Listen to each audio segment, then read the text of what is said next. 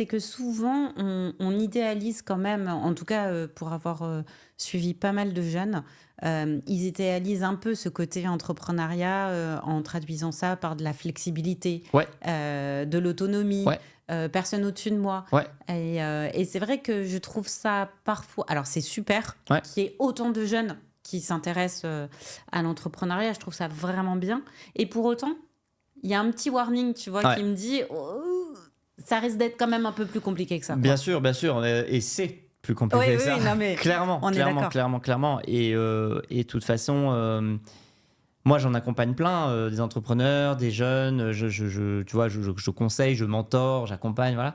Hem Et souvent, moi, je leur dis quelque chose, je les préviens, je leur mets un warning. Ils disent: «Ouais, ouais, ouais, ouais». Mais en fait, ils écoutent pas vraiment, Mmh. ils le comprennent pas vraiment. Et en fait, après, ils se prennent un mur, un deuxième gros mur, un troisième énorme mur.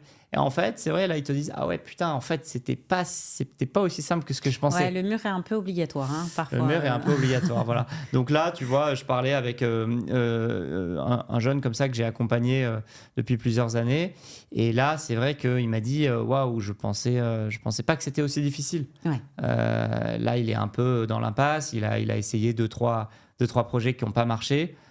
Et là, c'est vrai que là, en fait, il est un peu perdu. Il Mmh. sait pas où. Et on est tous passés par là, honnêtement, on est Bien tous sûr. passés par là.